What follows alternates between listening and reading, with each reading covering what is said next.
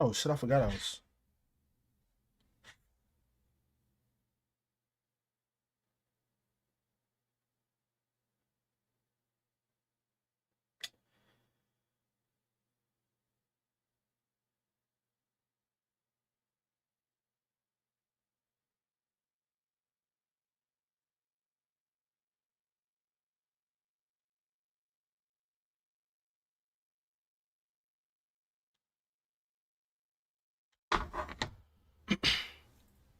All right, let me see. Let me make sure I get this chat up on the screen. Refresh this right quick.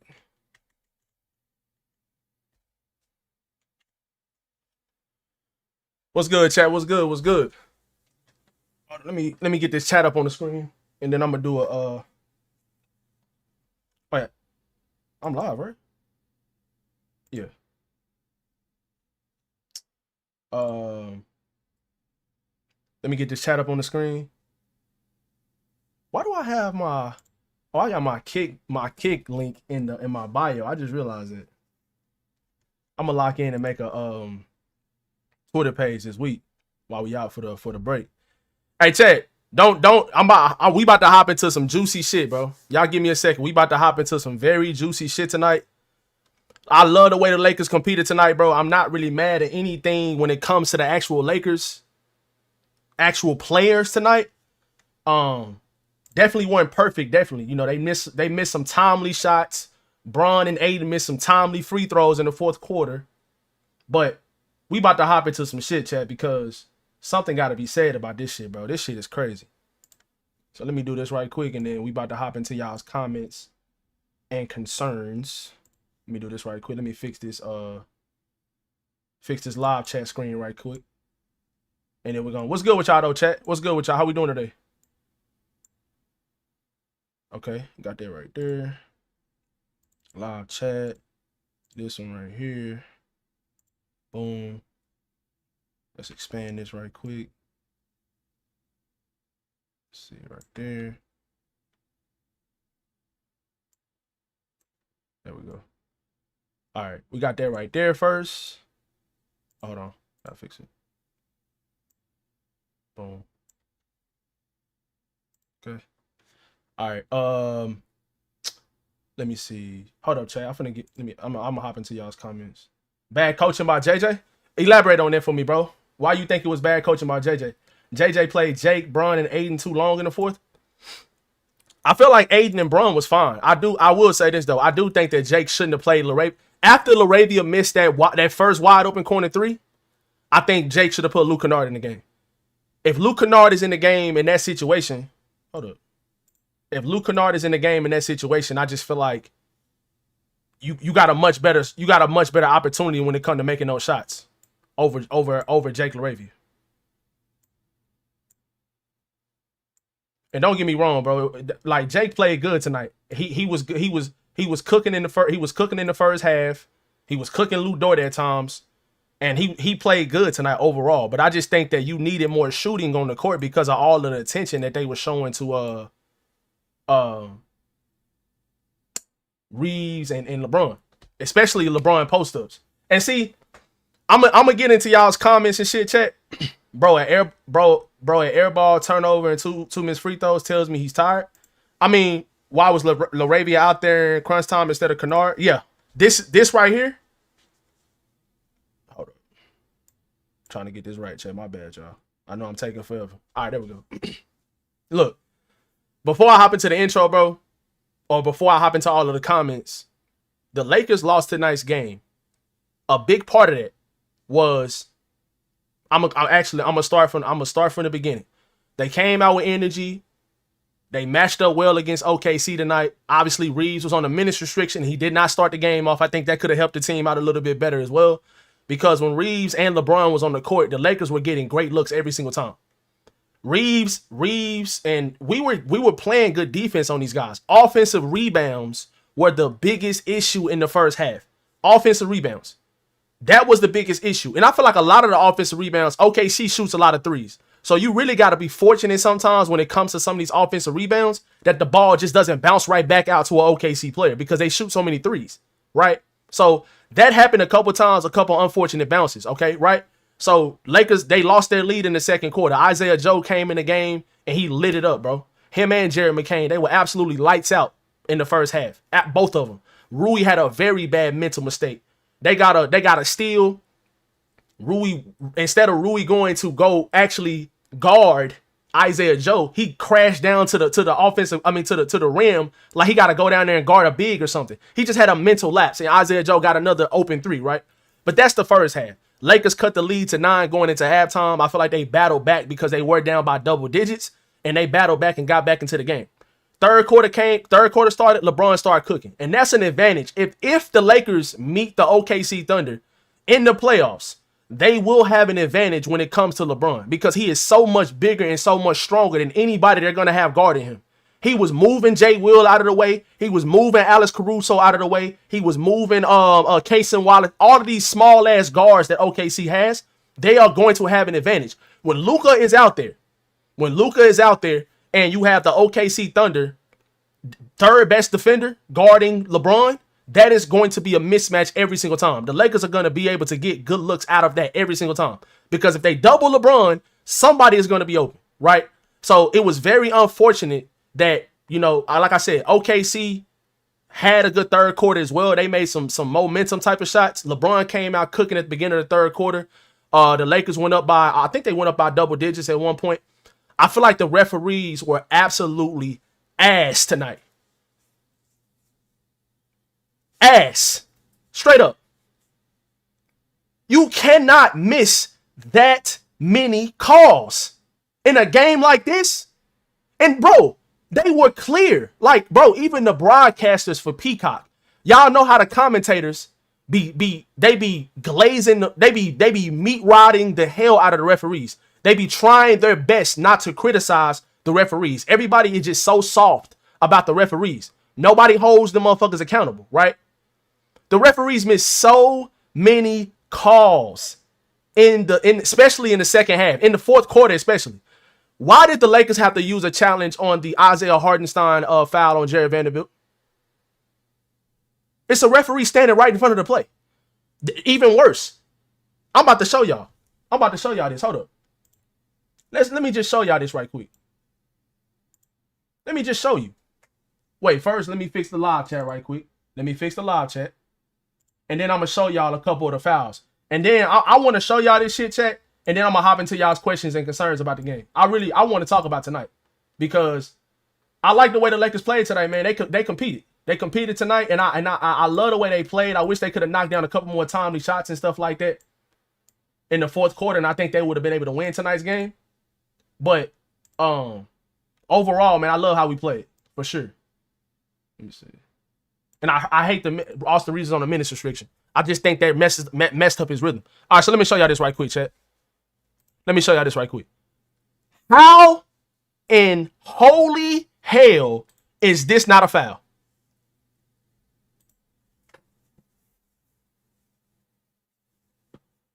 How? Is that not a foul? That's not even close. Ball ain't nowhere near the ball.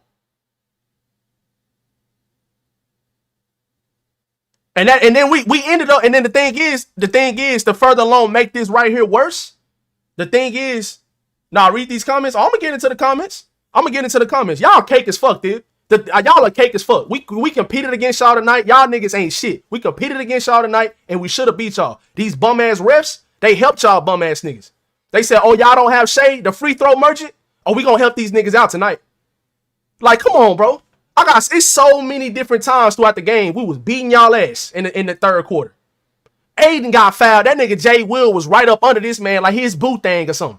He just right up under him. All in his landing space when he went up for a jump hook. And that's exactly when y'all niggas went on that run. After that play right there. How is that not a foul? Y'all already got the number 1 seed in the Western Conference. Niggas feeling sorry for y'all and not calling these clear ass obvious fouls. Another play in the fourth quarter. We're gonna talk, and then look at this right here. This might not even be the worst part. Look at this right here though. I got receipts. Y'all bum ass niggas was fouling all night. Watch how Dort grabbing this nigga jersey. Look at that. That's a foul. Watch this. Hold on. It starts earlier though. I'm gonna grab your jersey. I'm gonna grab your jersey. I'm gonna grab your jersey. I'm physical. I'm physical. I'm the best defender in the league. I'm playing physical. Yeah, I'm gonna grab your jersey. I'm gonna grab your jersey. Nigga, what are we doing? What are we doing, bro? They didn't call a foul on that. It's so many plays throughout the game that they just let y'all niggas play physical. Play physical. That's not playing physical, bro. That's fouling. You can't grab a man's jersey when he's trying to dribble past you. You can't grab his jersey at all. Look at this. Look. Oh, that's playing physical, though. Yeah, okay, sure, okay. Like I said, ain't nobody worried about y'all. I promise you. Ain't nobody worried about y'all. Y'all didn't have Shea, we didn't have Luka. That's fine. I love the way we competed against y'all. Love it. We should have beat y'all. But that's fine. I digress. That's cool. That ain't no good defense. You need some glasses. I know your hairline receding, and you probably can't help that, but I can help you out with some glasses to help your vision. If you think that's good defense, you blind or you stupid. One or the other. It's no in between. Terrible no call. Yeah, AR got a tech. And see, the thing is, bro, when he got the tech, LaRavia got the steal, and then they called the tech. LaRavia got a steal on Chet Holmgren, right? Down the court. He was in transition. LaRavia got a clear steal on Chet Holmgren. As soon as LaRavia got the steal, then they called a tech on Austin Reeves. Why didn't they call the tech? Why didn't they call it earlier? You want to wait till he get the steal and then you want to call the tech? Right? Okay, so back to the actual game. OKC got away with some bullshit. But they hit more shots than the Lakers down the stretch. Yeah, 100%. And that's what I was about to say. Back to the actual game. J-Dub was huge for the Thunder the last like 2 minutes. He made contested shot after contested shot. And you can't do anything about that. I am not complaining about the defense in those possessions. I'm not complaining about nothing. LeBron missed the open three. He missed the open three. Jake LaRavia missed 2 wide open threes, and he was cooking the Thunder in the first half. So I kind of understand why JJ Redick kept LaRavia in the game, because you probably had some confidence in him because he played so well in the first half, right? He made a couple threes in the first half. He was going to the rim. He was getting fouled, and they wasn't calling it a couple times. It should have been and ones. Bro, the referees, the referees were so bad tonight that the commentators a couple times. It was one drive that Marcus Smart had in transition on Chet Holmgren that he got a layup in transition. And Chet Holmgren he not playing vertical. He not keeping his hands away. His hands is all in the all on Marcus Smart when he go up for a layup. Marcus Smart make the layup. The commentators say that should have been an and one. Bro, the commentators said it, bro. They said that. And then another time, the next play in transition, when Rui Hachimura got the layup over Chet Holmgren, that was a foul too. That should have been an and one. Like, I don't know what the referees were looking at tonight. I just don't understand. Like, the Thunder they are a good team. Obviously, the Thunder are a damn good team. But the way that the Lakers played tonight, they showed that they can compete against this team. But one mistake that JJ Redick did make tonight is not playing Luke Kennard down the stretch. I felt like once LaRavia, hold up, Chet. I felt like once LaRavia missed that first three, wide open in the corner, you knew you was going to get that look again. And they did. They got that same look again multiple times throughout the game. And that's what I'm saying. When LeBron is in the game and Reeves is in the game, and then on top of that, when Luka is in the game, because I think we play against OKC 2 more times this year. So when all 3 of those guys are in the game, hopefully we are actually healthy at that point of the season whenever we play against these guys, right? That is going to cause the Thunder to have to put that third best defender who's on the court on LeBron. If Cason Wallace is which in most cases, he's not the third best defender, but he is so much smaller than LeBron. He cannot guard Bron in the post. And that's why every single time they were seeking that matchup out and they were capitalizing. Jake LaRavia just missed a couple threes in the corner. So if Luke Kennard is in that position, or is Rui Hachimura in that position, right? Your best 3-point shooters, those are knockdown threes. I would rather those 2 players be in that situation over a guy like Jake LaRavia. You can say whatever you want to, Thib. I don't care. That's why you didn't bet me earlier. I told you to bet me. I said if you want to bet straight up, we can. But you were trying to tell me not to do the post game live. I'm doing this. I'm not playing Call of Duty. I'm doing this 100% regardless. If you was that confident, you should have bet me. So you can say what you want to say. I don't care. I like the fact that Lakers competed all night. Yeah, JJ. Oh, let me move this up some. Oh, I gotta extend this some. Hold on.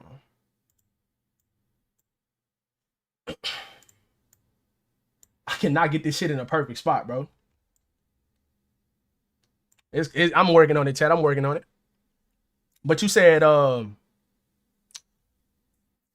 that's not even the last thing you said, bro. I gotta extend it some more.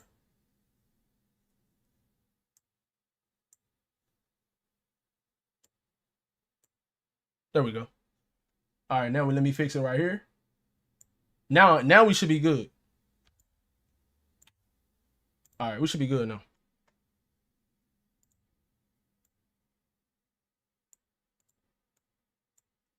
All right, you said I like the fact that the Lakers competed all night. JJ has to be smarter in the fourth, especially when guys have played higher minutes. Assistant coaches got to help JJ and tell him when they're tired. I don't know, bro. Like, the fact that Reeves was on a minutes restriction, I just think it's a little bit more trickier when it comes to stagnating Bron's and Reeves' minutes. Because Reeves only had, he only had 29 minutes. He had 29 minutes tonight, which is that's pretty good. But I do think him coming off the bench and him playing like those smaller stints instead of being able to be out there longer. Because when Reeves came in the first quarter, bro, he was cooking the Thunder. Nobody could guard him. Nobody. I mean, he was going by he was going by Caruso. He was dancing on Aaron Wiggins. These are good defenders. Lou Dort, it didn't matter who was in front of him. He even had a play at the end of the first quarter where he dunked on I forgot who it was he dunked on, but it was a great play by Reeves. He was hooping, bro. So I think that him being on a minutes restriction is throwing off his rhythm somewhat. Because when he came in the game in the third quarter, he didn't have a rhythm like he did in the first quarter. So I think that once he's off his minutes restriction, once Luka is back, you know what I'm saying? Or even when he's off his minutes, he's probably not going to play tomorrow against the Spurs either. I doubt Austin Reeves will play tomorrow against the Spurs because it's the second night of a back-to-back. And by the way, who made the schedule to where we playing against the Thunder and the Spurs back-to-back nights? On a back-to-back. Like, who did that?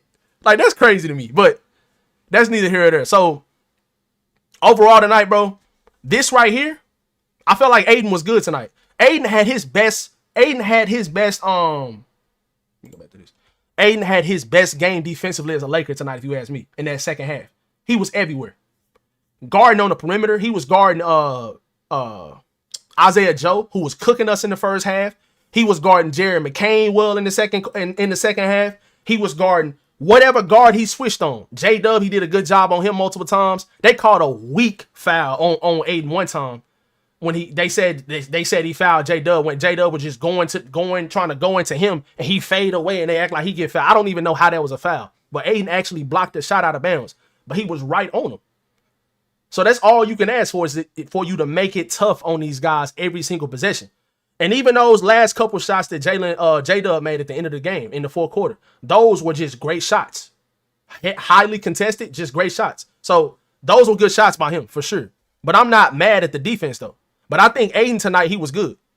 He only had 5 shot attempts, that's fine. But these free throws, bro, he got to make those, man. He missed 2 in the fourth quarter, and Bron missed his only 2 in the fourth quarter as well. So that's 4 points that could have shifted momentum. Yeah, you're right.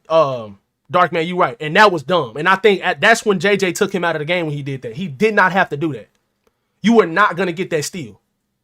That was the dumbest play of the game from him by far. Actually, might have been the dumbest play of the game by the Lakers. I don't know why he overcommitted because you were good. All you had to do is just play solid defense. That's all you had to do. Aiden and LaRavia are both trash? No, they're not. I don't know. You must have didn't watch the game.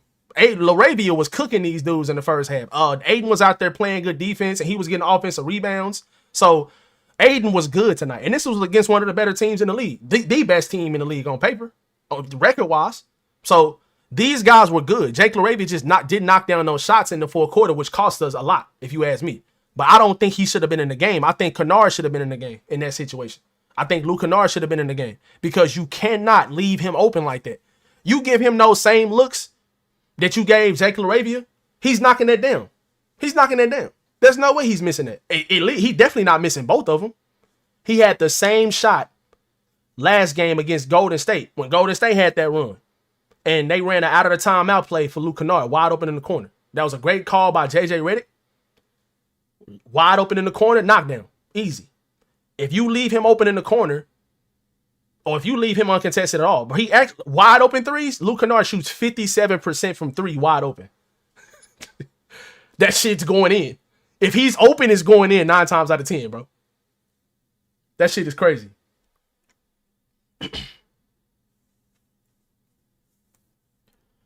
Would have loved to see Kobe Buffkin could do against the Thunder. I think Kobe is probably gonna play tomorrow because I don't think Reeves is gonna play tomorrow against the Spurs. I don't think Braun might. Oh, what? What happened? We good, chat? My OBS crashed on me for a second.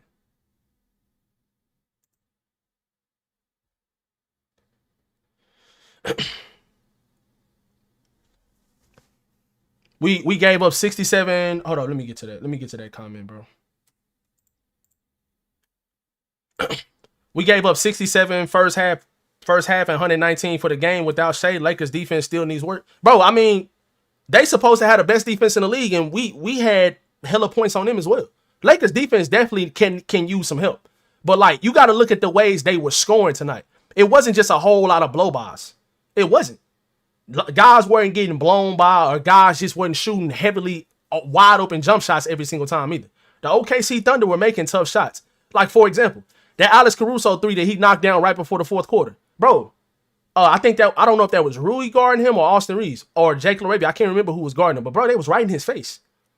What more do you want? It don't matter who the fucking defender is. Like, it don't matter who the defender is in that situation. If Alex Caruso is going to shoot a shot like that, heavily contested like that, and he makes it, you can't do anything about that. That's just a great shot. Those shots J-Dub made late in the fourth quarter, they were heavily contested. Nothing was open. He was fading away from the basket, going to his left on a couple of them. You just got to live with those. You've seen J-Dub stink it up, shooting those same shots and missing, right? He was getting clamped in the first quarter, in the first half, shooting those same shots. He just made them in the fourth quarter. All of J-Dub's shots were contested that I can remember in my head right now. He didn't have not really one open shot. He was shooting contested shots the entire game, and that's why he had such a bad field goal percentage. He shot, he shot 17 times. He only made 6 shots. He missed 11. So he shot 13 free throws. He shot 13 free throws. Like I said, he was good at the end of the fourth quarter. Got to give him credit. The Lakers did a very good job on Chet Holmgren. Case and Wallace had a couple slips to the rim. Those backdoor cuts were really hurting us in the first half. Alex Caruso was, bro, come on, bro. Alex Caruso shot 7 of 8 from the field and 3 of 4 from 3. Alex Caruso. Isaiah Joe was huge. This nigga right here, this motherfucker right here, he was the difference in my opinion. Jalen Williams in this game was the difference in my opinion. But them not calling that foul, it was in the third quarter when the Lakers were on a great run, bro. They were on a great run, and they were up by like 8 or 9 at that point. LeBron is in the post again because they bring in a double team because they cannot guard Bron in the post. All of their guards are too small. So if they go one-on-one, it's easy. It's light work. So they got to bring the double. Aiden flashed in the middle by the free throw line, got the ball, power dribble, pump fake, went up, and J Will is literally under him when he tries to land on a jump shot and they don't call a foul. So that would have been free throws right there when you up by like 8 or 9 points. And then the very next play, the Thunder shoot a contested shot and they miss and they get the offensive rebound. J Will wide open on the corner. Jackson Hayes lost. He in the paint when he should be out there on J Will or blocking him out or something. And J Will open on the 3-point line. He knock it down. Oh, it was on the wing. It wasn't in the corner. It was on the wing. So LaRavia was cooking y'all in the first half. He was cooking the fuck out of y'all in the first half. Don't cap. He was going to the hole on y'all. He was getting and ones on y'all. He had 14 points in his game, and I think he did most of that in the first half. That's what I'm saying. You said 3 for 8, like he didn't miss 3 straight shots in the fourth quarter. Like, bro, like, you supposed to be smart. You supposed to have graduated from college, but why are you talking like you delusional? You said 3 for 8. I said he was cooking y'all in the first half. Listen. You sitting here listening like everybody else. And you can't hear, obviously. Yeah, we talked about that earlier, Truck. We talked about that earlier, bro. Hold on, let me pull this back up. Let me see. Yeah, we talked about that earlier, bro. He did leave Laravia in the game too long. I thought he should have had Kennard in the game. Once Laravia missed, that first three on opening the corner, I would have put Luke Kennard in the game. I thought Luke Kennard should have finished the game. I think Luke Kennard is the like what he brings to this team. Most nights he probably should finish games because he's been solid defensively. He hasn't been bad. The commentators were even saying like Luke Kennard was playing good defense, especially he had a possession on J-Dub in the fourth quarter, bro. He forced J-Dub to take an extremely tough shot. It was right at the buzzer. The ball I think the ball barely hit the rim, and it was almost a shot clock violation. J-Dub got it off right in time. But that was defense from Luke Kennard. Luke Kennard was good tonight, I felt like, defensively. I don't know why JJ didn't have him closing the game out. But like I said, Laravia did play good in the first half, so I kind of understand why JJ was doing that. I wish he would have closed with Kennard, though, because you can't leave Kennard open in the corner. With those same shots Laravia had, Kennard knocking that down. He's shooting Tordays. Brother, J-Dub shot 6. He shot June 17th. That's a thing. Like, what are we talking about? That's supposed to be y'all second best player. He out there shooting Tordays. Bro said a single digit shot. Like, nigga missed 5 shots in the game, and you saying he shot a Torday. You just trying to rage bait, bro, and it's not working. You wasn't confident in y'all tonight. That's why you didn't bet 50. I told you to put some money up on it, and you didn't do it. So that's on you. I know you weren't confident tonight, because if you was, you would have put money on it. Aiden is also not the big to fight a team like this. Bro, Aiden was fine to me tonight, though. Like, that second half, I felt like Aiden was tremendous defensively. He was guarding 8 guards, great. He had a possession on J-Dub, where he pretty much forced him to go to the hole, and it should have been a block. But they called a foul. Like, he was good in the second half. The only thing he did wrong was he overcommitted on one of the plays and tried to go for a steal, and that's when JJ took him out of the game. He might have been tired, and that's why he was doing some stupid stuff. But I felt like Aiden was fine. He had 10 rebounds. He had a couple offensive rebounds tonight. The only thing, well, I won't say the only thing. He missed 3 free throws as well. Those 2 free throws he missed in the fourth quarter were crucial, him and LeBron. Those were 2 crucial trips to the line, and they missed 4 free throws. And I felt like at that time of the game, those were momentum type of free throws that if you knock those down, who knows what might happen.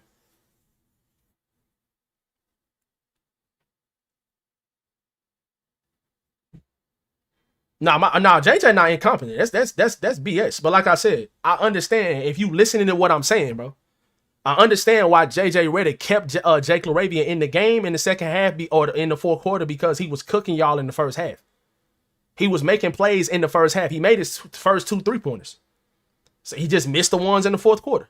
So I'm not mad at JJ Redick for keeping Jake in the game. It's not like Jake was out there playing like he did last game. Now, Jake played bad last game against the Warriors. Tonight he played good against y'all. He was cooking y'all in the first half.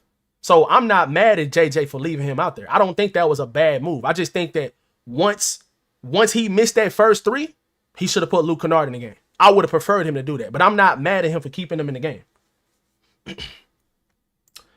You said, yeah, Kennard closing keeps the lane open as well. Exactly. And the way that OKC cannot guard LeBron in the post, and they always bring that secondary defender, they can't guard Bron in the post. All of their defenders are too small. Every single one of them. J-Dub, he was getting it. Cason Wallace, he was getting it. Aaron Wiggins, he was getting it. Caruso, all of these great defenders, they're too small. Bron was just moving them out of the way when it was one-on-one. And he was getting to his turnaround jump shot or his whatever. He was getting to his spots and getting guys wide open, right? So, they had to bring a secondary player. They had to double team, and that's why Laravia was open so much, because that offense was killing the Thunder. But the Lakers competed with this team all the way up until the end, and it could have went differently if the referees would have caused a couple different things, a couple different ways. Like I was saying earlier, bro, like the Austin Reeves foul that they got a free point from. Let's go back to it right quick. This foul right here, bro. Austin Reeves got a technical foul for this, and understandably so, because he got fouled to play before this as well, and they didn't call it, right? So this was at the end of the third quarter. The Lakers, I think we was up by 1, or it was tied up, one or the other. We were in the bonus, by the way, and then this happens. There is no ball involved at all, and you don't call a foul. And then the referees want to get soft when you make a mistake and you want to call a technical foul. There was no ball involved in that, bro. Those are the momentum type of plays that can switch a game. And this felt like a playoff game tonight. The way that it was up and down and back and forth the whole entire game, teams going on runs back and forth and stuff like that. This felt like a playoff game tonight. The referees cannot get involved like that and not get involved at all and not blow your whistle on plays like that. But J-Dub get 13 free throws? That don't make no sense to me, bro. And then this wasn't even the worst call of the night. This wasn't even the worst call of the night. The worst call of the night was one of the OKC point guards throw the ball to Isaiah Hartenstein on the wing. Nobody from the Lakers even touches the ball. The ball goes clearly out on Hartenstein. The Lakers have to waste a challenge on it. I don't know what the referees had were tonight, bro, but it was bad. Yeah, the refs punished us, but that's how OKC beats teams. That's a fucking phenomenal point, bro. OKC is a good team, don't get me wrong, but OKC gets away with a lot of BS over a lot of teams because you cannot tell me, I don't care what the status is or what the situation is, you cannot tell me if that wasn't Shai Gilgeous-Alexander in that same position as Austin Reeves, they wouldn't have called a foul. You cannot tell me that. You can't tell me because I done seen it too many times. And this right here, and this is what I'm saying, they get away with too much. This, look at this. He's grabbing the jersey. You can't do this. The referee right there. You looking. What are you looking at? What are you looking at? You see this man arm extended, right? And then the referee on the baseline over here. I think that's his head right there. You looking. Look. He let him go right there. Okay. That's fine. Here we go. We finna try to use that. We trying to slip out. Okay. I'm gonna grab his jersey again. He gonna go to the hole. I'm grabbing his jersey. And we still scored there anyways. But that we were in the bonus. This was at the end of the first quarter, in the second quarter. One or the other. I can't remember. But that's the type of shit I'm talking about with this team, bro.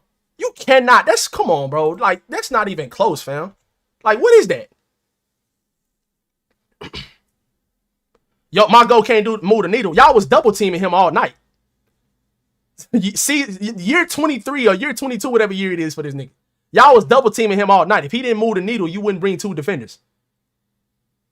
If he didn't move the needle, like you say, which you sound stupid once again, we wasn't even double teaming J-Dub. It was single coverage on that nigga. Y'all was double teaming LeBron all night in the post. And that's why niggas was so wide open. We just didn't knock down our threes in the fourth quarter, which is fine. But if we get those same looks with like a guy like Luke Kennard, who JJ Redick probably should have had in the game at that point, that's knockdown. You get burnt every time. And you had help from the referees, bro. That's crazy. The defending champions, they need help from the refs? We had to use both of our challenges, bro. And that's another thing. That goes to show how bad the referees are in the game. When the team uses both of their challenges and they get both right, something should happen to the referee should get punished in some type of way. Or the other team that uses both of their challenges, they should be able to get another challenge or something. Like, there should be some type of way to get rewarded for the referees being bad and missing calls. It's just that simple. I don't care if he ain't played since December. Reed's been out for a month. He still was cooking y'all. He was dunking on y'all and everything in the first quarter. I don't care about that. Ain't nobody making no excuses for Reeves. He just came back a couple games ago. And that's J-Dub. He want to come back and play against us. Everybody just magically heal up against us, though. I'm not going to lie. That's kind of crazy, too. The league need to investigate that. Niggas just be healing up out of nowhere and coming back and playing against the Lakers. It wasn't no ramp up. It wasn't no, like, questionable. Niggas just cleared to play. Like, he was just cleared to play against us out of nowhere. Where did it come from? Y'all didn't want to see Prime Bron in the playoff series? Oh, they definitely didn't want to see that, bro. They don't even want to see this Bron right here as the third option with their third best defender on the court. They don't even want to see that in the playoff series right now. They don't want to see that because they couldn't even guard this man out here tonight when they had Lou Dort on him. Lou Dort is their best defender. They had Lou Dort on LeBron tonight. And LeBron was still getting to his spots and doing what he wanted to. Now, he did miss it. He missed some free throws in the fourth quarter, and he missed the open three in the fourth quarter. He missed all his threes in this game. Yeah, he was 0 for 4.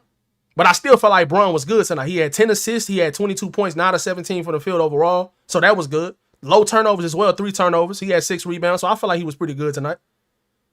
I just think that OKC, like Jalen Williams knocked down some big shots in the second half off offensive rebounds. He knocked down some big shots. Alex Caruso, 7 of 8 from the field, bro, from Alex Caruso. Come on now, bro. That's not gonna happen too much. I love Alex Caruso, bro. But 7 of 8 from the field, bro. 3 or 4 from 3. That's not gonna happen too much. We ain't worried about that. Isaiah Joe was lighting it up in the first half, but he can't shoot the hell out of the ball. You definitely have to stay connected to him. Even Jared McCain was coming in making some contested shots, but I like Jared McCain. I think he's good. So, I'm not mad about the way the Lakers lost tonight. I'm just upset a little bit the way that the referees were reffing this game, and they kept on talking about how the refs were letting them play, but it only seemed like they were letting us play for the Lakers. When the Lakers were getting fouled a couple times, the commentators for Peacock and NBC, they kept on saying how the Lakers were letting them, or the refs were letting them play. Yeah, for the Lakers, not for the Thunder. Every time J-Dub went to the hole and flared and did all this, they called a foul. So it's like, okay, why can't we have the same thing?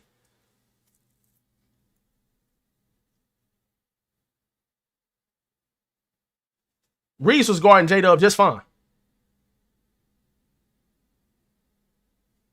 Overrated, but he an all-star in year 22. Yeah, I'm so sure. He did. Yeah, he did. He put the dagger on us. He did. But it wouldn't even came to that if like I said when I was talking about earlier, if the referees would have been calling shit differently, it wouldn't even been no dagger because we would have been up at that point if you ask me. But it's cool though. Like I said, we competed against y'all. I'm not tripping. Same guy that has more finals wins than OKC and Seattle combined in their history. Hey, bro. That dude right there, that's a smart man right there. That's exactly what I'll be telling you every single time. Every time you try to bring up a nigga that don't move the needle, quote unquote, he has more championships than your entire franchise. Y'all, the Seattle Supersonics, whatever the fuck y'all was before the Thunder, this one man got more championships than your entire franchise. I will be mad too. You've been going for these people since you've been alive. And them niggas got one championship. And they won that last year. And the reason why they won that is because the Indiana Pacers' best player, Tyrese Halliburton, got injured in Game 7 when he was absolutely murdering y'all. He was going crazy against y'all.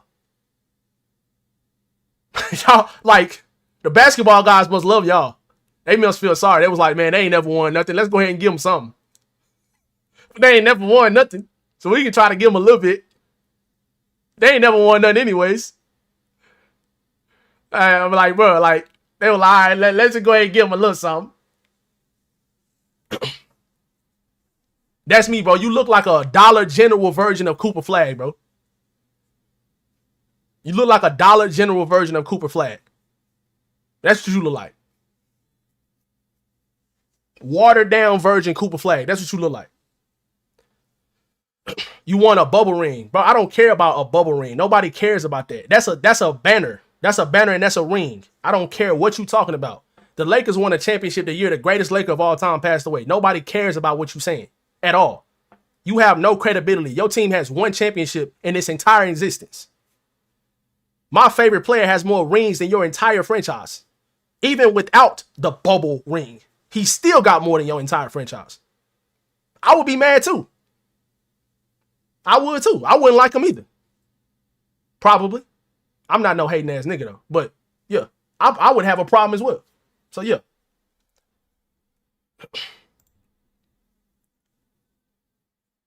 Oh, trust me, bro. I know these dudes. Brandon Taylor and that's me. I know these dudes, bro. They troll and they try to disrespect Brun all the time. I'm not listening to these dudes, bro. That's fine. I'd rather look like Kyler Murray than a watered down Cooper Flag. Nobody counting that bubble ring. What are you talking about? Why is it a banner hanging in the Lakers arena from that bubble ring? What are you talking about?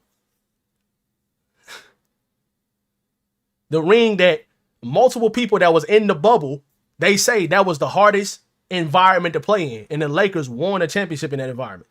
Nobody listening to you, bro. Actual NBA players said that. Bam Adebayo, Damian Lillard, multiple all-star caliber NBA players said that was the hardest environment they ever had to play in. And the Lakers came out on top without, which a lot of people don't even consider. Avery Bradley was starting for them the entire year. Avery Bradley didn't even show up to the bubble because the Lakers were one of the teams. They were one of the two teams that voted for them for the league to just shut down the bubble and just everybody just go home and don't even play the bubble. Just cancel the season. Them and the Milwaukee Bucks were the only two teams to do that. All of the other teams in the bubble voted to stay there. and they got outvoted. But the Lakers still won the championship. The thing is, everybody says the Lakers bubble ring this and bubble ring that. The only reason why they say that is because it's a LeBron championship. So you try to discredit it, but we don't care. We still got that ring anyways. Even without the bubble ring, LeBron still got more championships than your entire franchise. I wouldn't like him either. Y'all niggas some bums. Y'all finally good after since the existence of the human race. Y'all finally good. And well, y'all was good a little bit back in the early 2010s, but Bron beat you then. So that's why you mad at Bron. That's why you don't like him. You thought you had a chance in 2012, didn't you? You thought you had a chance. That's why you don't like him. It makes sense now.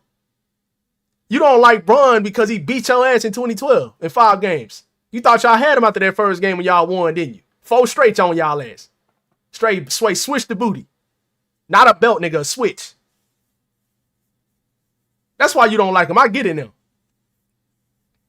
I get it why they don't like him. We recognize OKC ring last year, and they're the best team in the league right now. But you guys win one and start acting up. Come on, that's exact. And see, that's why some franchises they don't need to win rings, because once they finally win, they start talking crazy and acting like this dude right here, this Brandon Taylor dude, 1881. He be saying that Shai Gilgeous-Alexander is the GOAT and all that stuff. Like, come on, bro, the GOAT, bro.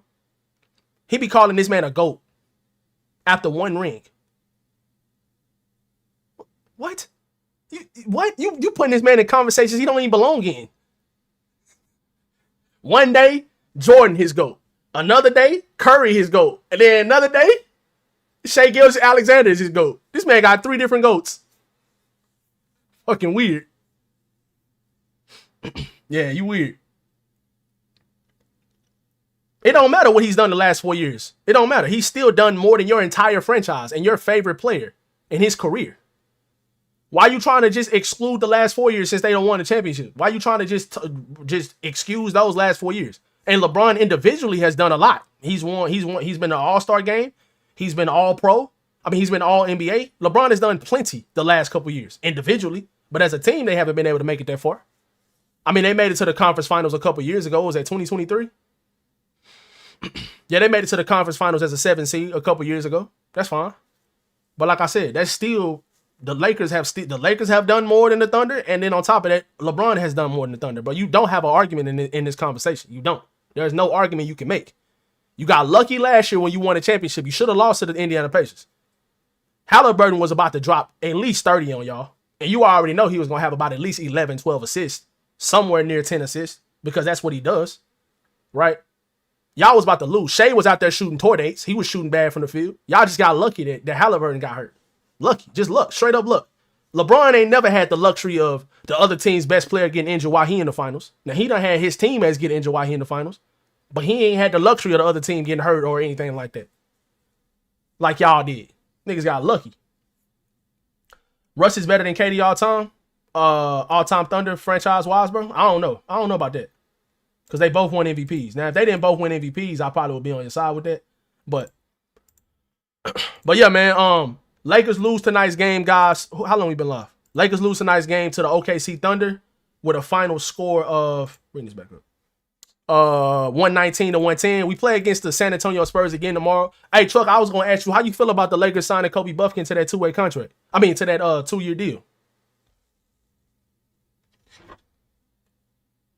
How you feel about that, bro?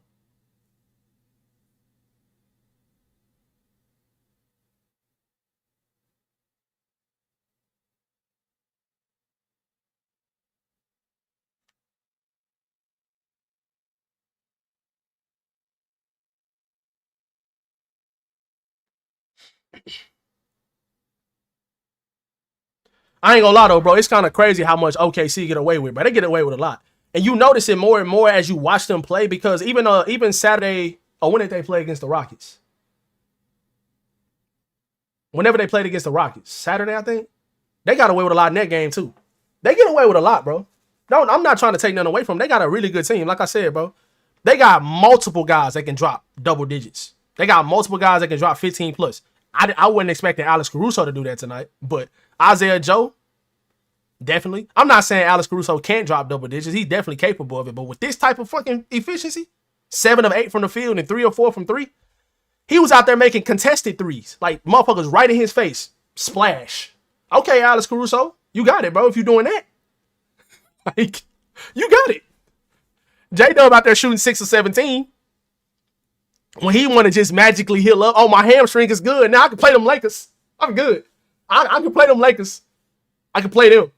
I'm out for 2-3 weeks, or however long he was out. But oh yeah, when that Lakers on, I got that circled on my calendar. I got that circled on my notes in my iPhone. When they come up, I'm playing them.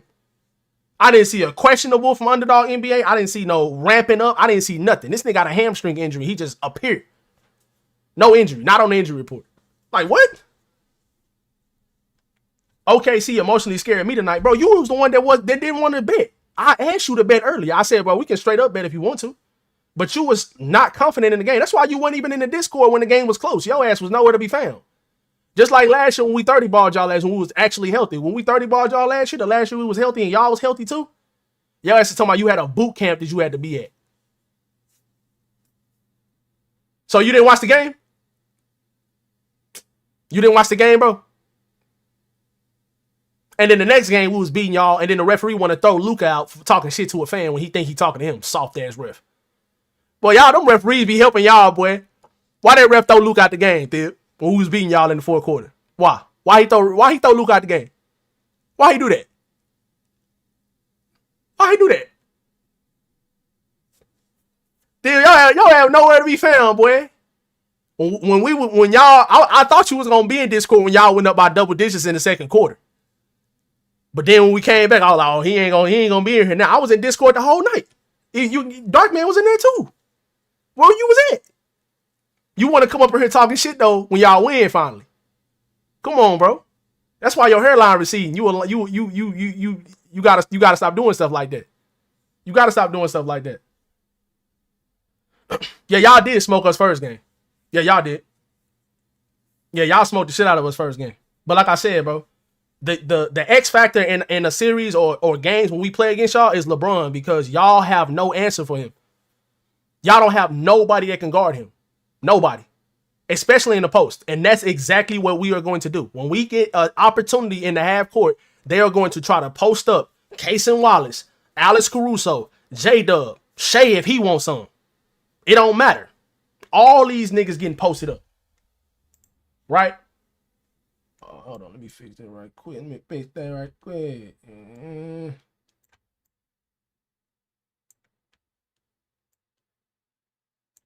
Oh, yeah. Let me show y'all something while y'all in here. Let me show y'all something. I'm going to be live for a little bit longer. Let me show y'all something while y'all in here, bro. Let me make this shit a little bit smaller. Let me show y'all something while y'all in here right quick. Since y'all niggas always want to talk about Luka being such a bad defender, right? Where that shit at? And y'all don't never want to talk about Shea or Jokic. Let me show y'all something right quick. Look at this right here. These are the stats that matter. Look at this. Defending drives. This is a chart for this season, for 2026 or 2025-26 season. Defenders who have allowed the highest percentage of blow-bys when guarding drivers this season, plus the points per direct when they allow a blow-by, among the players who have defended at least 100 drives so far this season. So that's the only thing that qualifies you to be on this list. You have to have defended at least 100 drives this season. Royce O'Neal, Anthony Edwards,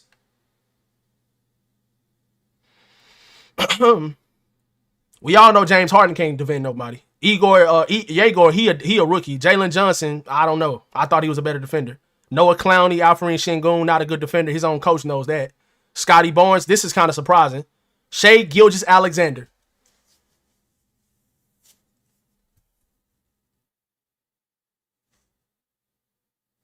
Shea? That's OKC Shea, right? That boy be getting blown by all season. You want to know what saved him? Them other good defenders y'all got. What Luka at? Y'all always talking about what Luka, what Austin, what LeBron. Such bad defenders. Where are they? Where are they on this list? Y'all answer me that question. Yeah, of course, because y'all always talking shit about different players on the Lakers can't defend. No, not bro. What are you talking about? Shea stat, nigga. It's 1, 2, 3, 4, 5, 6, 7, 8, 9. It's 10 players on this list, and this idiot talking about Shea. This ain't just for Shea. This is a list of players that play in the NBA. This ain't a Shea thing. But Shea is on this list, which is bad. And you trying to make an excuse now? Where's the same energy that you be having for Luka Doncic and LeBron James that can't defend, and Austin Reeves, who's such a bad defender, and they can't play on the court together because they're such bad defenders? Where is that energy at? Where is it at, bro? And I'm finna show you another stat that shows Jokic is the worst defender in the league. Hold on, let me go full screen and find it right quick, because I ain't trying to show y'all too much. Let me go full. I think I liked it earlier. Or did I put it under this? This stat shows that this man Jokic is the worst defender in the league this season. The worst. Not the second worst. Not the third worst. Here you go, right here. Here you go. So okay, so it was under the same thing. Look at this right quick. Look at this. And no, I'm not saying that Luka, Bron, or Austin Reeves, I'm not saying that none of these niggas are great defenders. But when y'all have that energy for LeBron and Reeves and Luka and all these guys, y'all need to keep the same. And this is what I was telling you earlier in the year, though. That's me. When you finally started watching basketball, nobody talks about Jokic's defense. The Denver Nuggets don't have stout defenders. They got Peyton Watson and they have Aaron Gordon, and that's it. They don't have no other stout defenders. Christian Brown is a pretty decent defender as well. Bruce Brown, decent, but he ain't no better than no Marcus Smart or some of the other guys we have on our team, right? Nikola Jokic is allowing 28 points per game on defense. 28. 2-8, nigga. Which is a total of 1,038 points allowed in 37 games this season. He is also last in contest / a game. He is last in contest. He don't contest nothing. Is he the worst defender in the NBA? Nobody talks about this nigga, though. No, nobody. You shut your bitch ass up and look at this. Open your eyes. Instead of you always dick eating LeBron and talking about the Lakers players can't defend, right? You said this guy's the best player in the league, who I think he is too, but you don't have the same energy. And that's my biggest problem with y'all niggas. Y'all change y'all move the goalposts and y'all don't have the same energy for all of the players. Y'all don't. And then when I brought up early in the year how bad of a defender Jokic was, you just tried to disregard it. And now this graphic shows he's the worst defender in the league this season. The worst.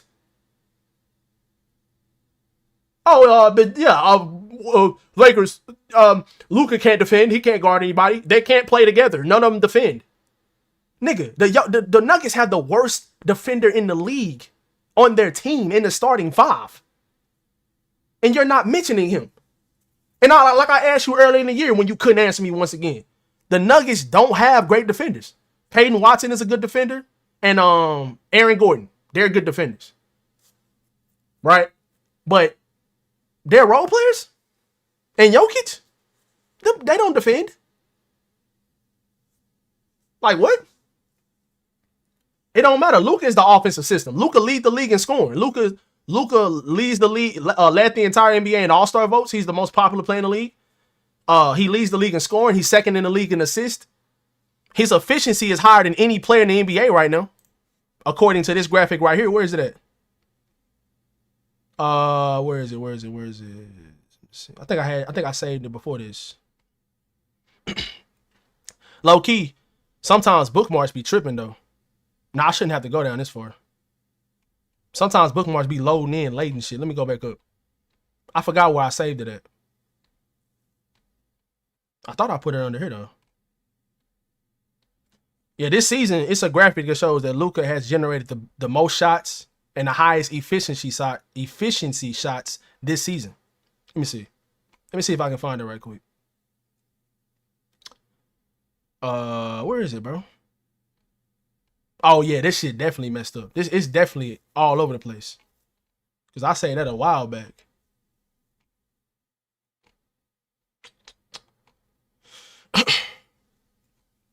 Hold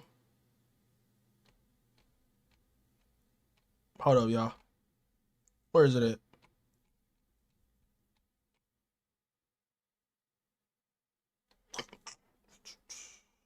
Damn, bro. Why did shit go down so far?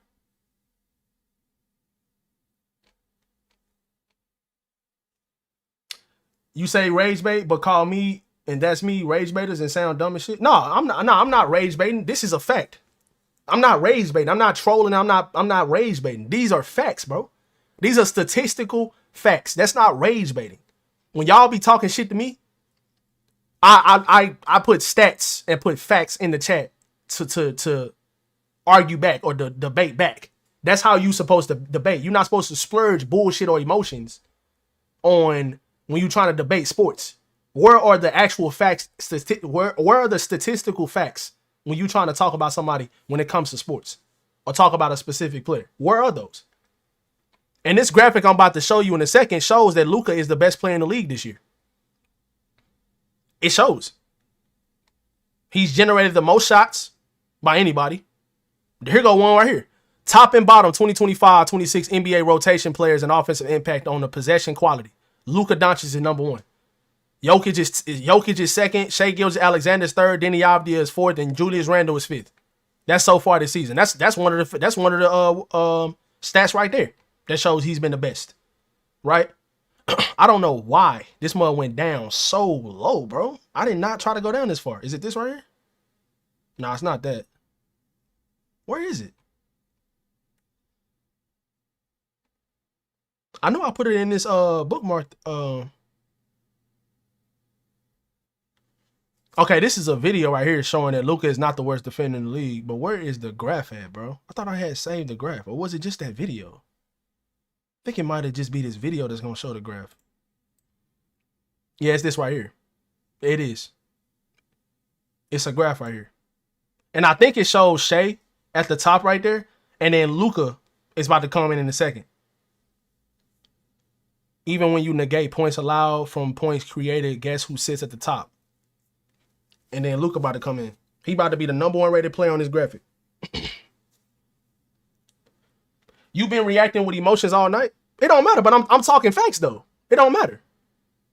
It don't matter if I'm speaking with passion. That's different than talking with emotion and lying. That's not the same.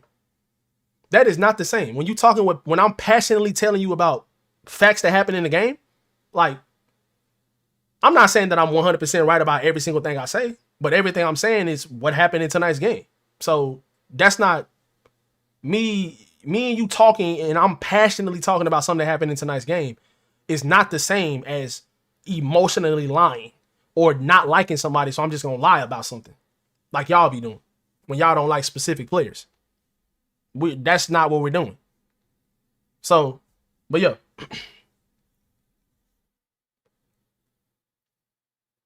That's literally what you do every single time. That's me, and that's why you bring that shit up. That kills me.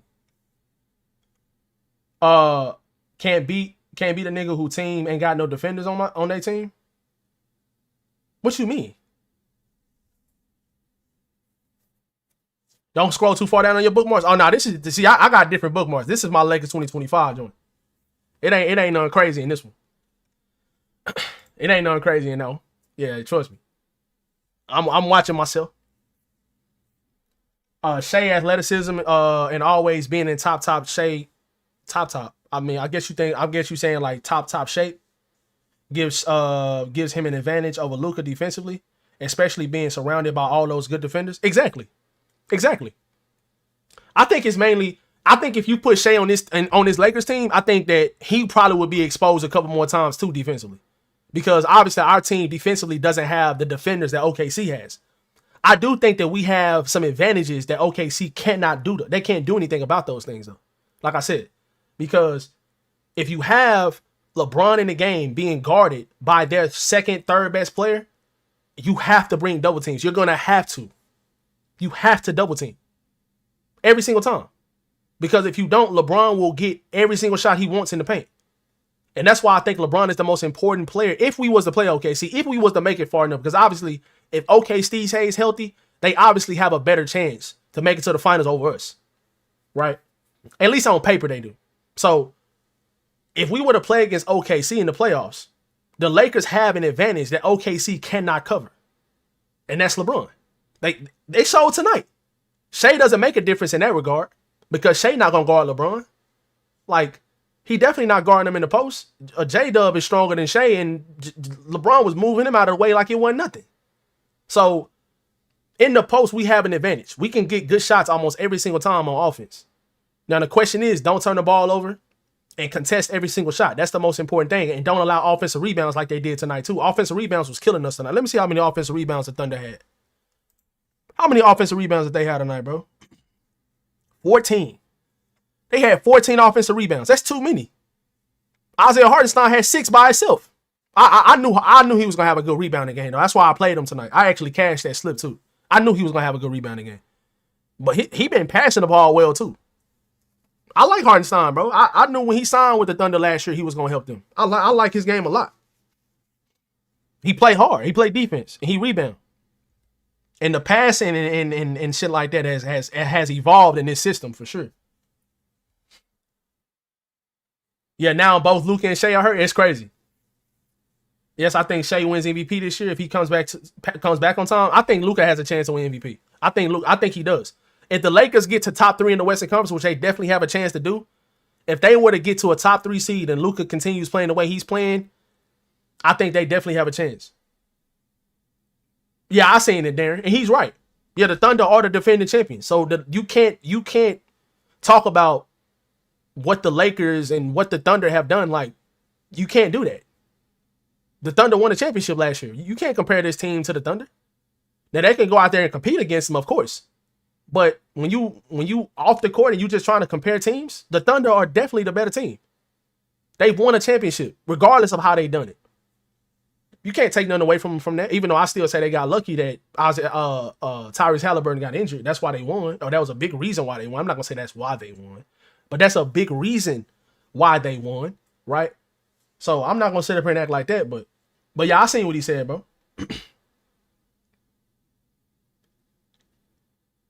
Who gonna stop AJ Mitchell? Brother, what are you talking about? That y'all ain't have none of y'all guards went crazy like that tonight except for Alex Caruso. Ain't nobody worried about no AJ Mitchell. We're not worried about him. Ain't nobody worried about no AJ Mitchell. These guys on y'all team we worried about over him. I mean, bro, who gonna stop Luka? Luka leads the league in scoring. He leads the entire league in scoring. He done torched y'all in the playoffs before. Y'all didn't have an answer for him back in 2024 when they went to the finals. Y'all didn't have an answer for him. That's why they were the 5th seed. Y'all were the 1 seed. And that's why they beat y'all.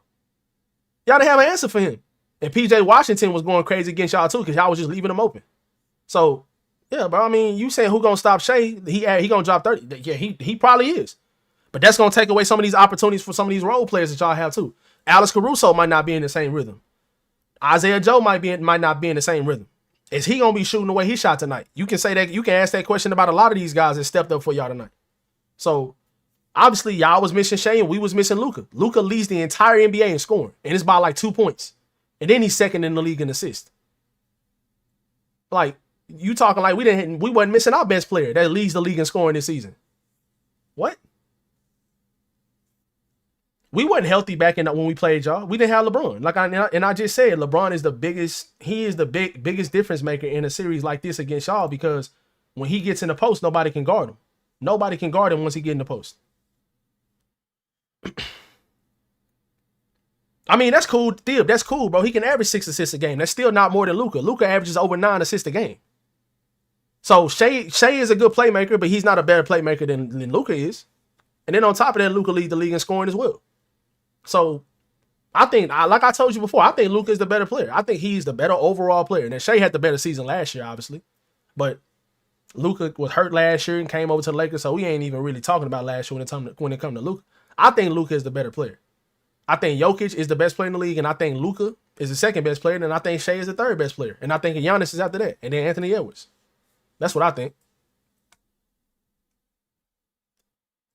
I don't think that he necessarily meant like they can't win a championship. He's just saying like they have not won a championship. They haven't won a championship. So you can't call them a championship team when they haven't done it. He's won championships. So he knows that. You can't do that.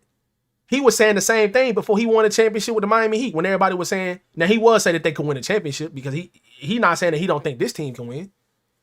But he's saying that in regard of we haven't won and they have. You can't compare us to them. That's what he's saying. Which he's right. You can't compare them.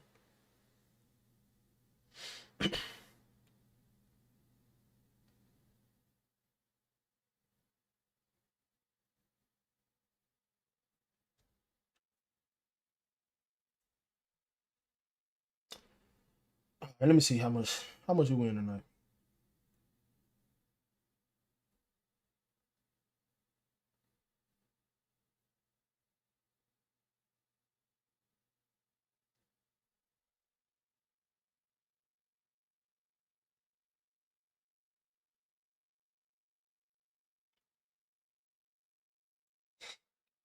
Bro, chat. Prize picks hold me crazy tonight. This man Dylan Cardwell had he had 6 points and 12 rebounds, and I needed him to get 17 and a half, or basically 18 points and rebounds. He had 18, and they took one of his rebounds away. So I missed the slip by one. I missed on that slip by one. That's so crazy to me.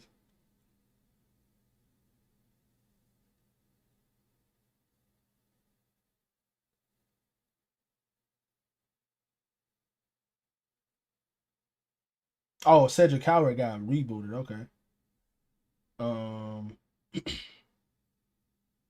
Yeah, that's crazy, bro. Bro, that is crazy. Desmond Bain. I'll look at that later. I think the Luka Shea debate is very close. Shea has been more consistent the last 3 years, though. I think Shea has been more healthy the last 3 years. I think that when Luka is on the court, I think that you can argue either one has been better, but I just think that Shea has been more healthy the last couple years, for sure. But when Luka put the Thunder out of the playoffs, that was 3 years ago. When Luka put the Thunder out of the playoffs and they went to the finals, or actually they went past the second round. Yeah, that was the second round. So when they got past the second round, when they got past the Thunder, and they went to the Western Conference Finals and played against the Minnesota Timberwolves, Luka was playing amazing. Like, Lou Dort was guarding him. He couldn't guard him. Like, couldn't nobody guard him. And when I say could nobody guard him, it wasn't just scoring. It was you bring the double team, I'm going to find an open player. It's whether I'm going to go one-on-one and score every single time or get a good shot, or you bring the double team and I'm going to get somebody open and hit them. And if they hit the shot, that's because I draw so much attention. And that's what I consider playing great. And I think that's what Luka was doing. And we have to consider it. The last couple seasons, Shea has been more healthy than Luka. And credit to Shea for sure. Because Luka wasn't in the best shape. And that's not on Shea. That's not his fault. I'm not saying that's the reason, but I just think that you have to consider that when we're talking about who's been better the last couple seasons. Luka hasn't been as efficient, and I think that's because of injuries. When you when you in and out of the lineup, and when you out with soft tissue injuries and stuff like that, you're not gonna come back in the same way that you went out. I think that bothers it, right? That's what I think. Now and then on top of that, like when we consider the best player, we can't just look at scoring either, bro, because Luka is by far the better playmaker. Luka is the better playmaker, and he's a better rebounder, which matters, especially when you playing with a specific team. When you got guys that can grab defensive rebounds and get the ball, and so the other team won't get another possession, you have to consider that as well. So you are right. I think that Shea has been more efficient, but I think, like I said, because of the injuries and being in and out of lineups, that knocks off rhythm, right? So I think that matters too.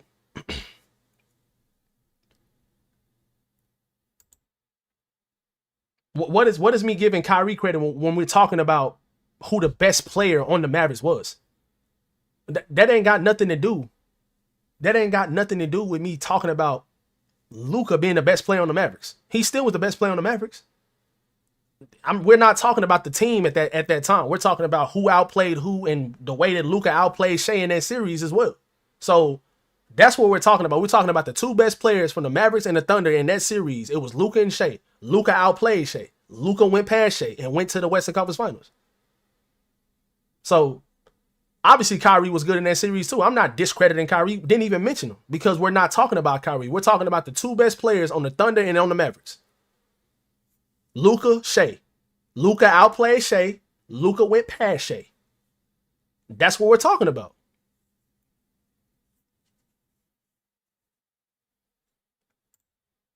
Bro, Truck, I just showed a graphic, bro, that shows that that's not true either, bro. I just showed a graphic that shows that is not a true statement. That is not a true statement. Because where is the stat? Let me go full screen right quick and then I'll pull it back up. Where is the stat at right quick? Shea is top 10 in blow-bys this season. This season, top 10 in blow-bys. But he gets bailed out because they have such a good defense. Luka isn't on this list. Let me show you this list right quick. Let me refresh. I don't think he was in here when I showed it. Let's see. Where is it? Here we go. So this list right here shows a lot. It shows a lot. These are the top 10 players in the league that have at least 100 possessions who have defended on at least 100 drives so far this season. Royce O'Neal is allowing the biggest percentage of blow bys. This is the highest percentage in the league. Points per direct blow bys. He's allowing over a point per possession. Shea is on this list as well. Almost 35%. 280 drives. That's bad. So I'm not saying that Luka is a great defender and he shouldn't be on this list. But bro, Shea has been bad defensively this season. This list, that is the worst thing about playing defense. If you're allowing blow-bys and guys are just going by you and getting to the rim easily and you have to overhelp and then you leave with guys open, that is the worst part of playing defense if you're allowing that to happen. If guys are making contested shots over you, that's not bad defense. So Shea is on this list as one of the worst defenders in the league this season when it comes to allowing blow-bys. So I'm not going to say that Shea is, I'm not saying that Luka is a great defender by any means because he's not. But the fact that Luka is not on this list and Shea is very, very bad. I'm just wondering why you got Ant over Whippy because he's done more. He's done more. He's done more. He's been to the conference finals 2 years in a row as the number one option on their team.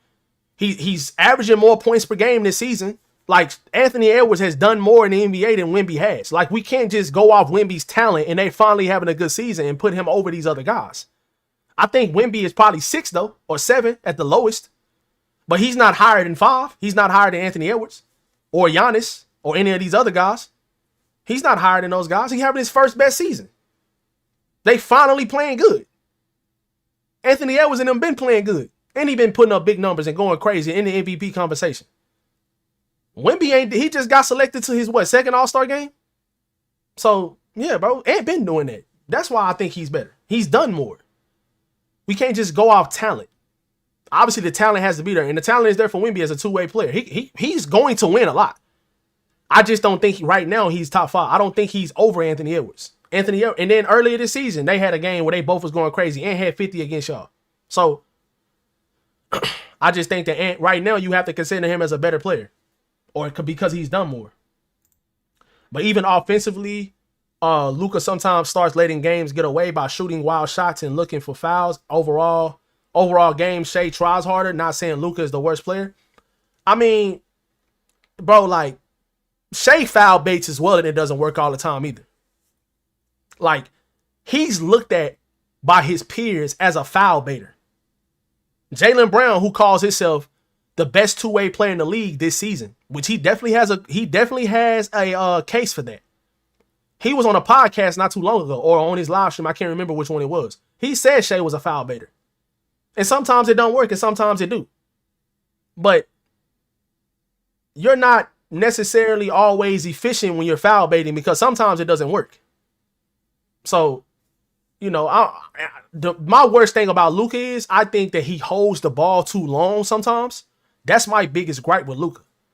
He doesn't make the simple play.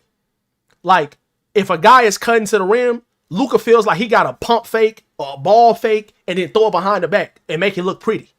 Instead of just making a simple bounce pass or the simple next swing that a guy is wide open or a simple swing to the corner.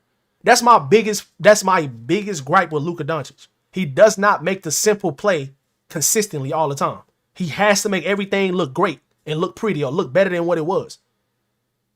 Right? And that's why he's the player he is. I'm not complaining about that because he do that. He make it look good most of the time.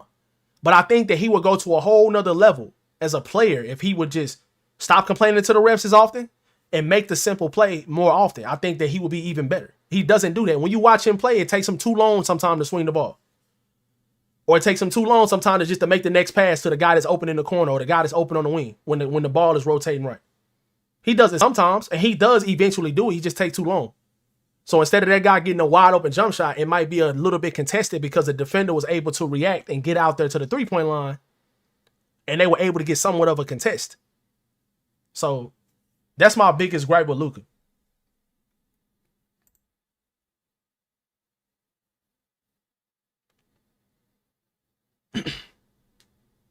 Yeah, bro, yeah, Dib. I don't even know why you bringing it up at this point. Like Dallas didn't make one of the greatest mistakes in sports history.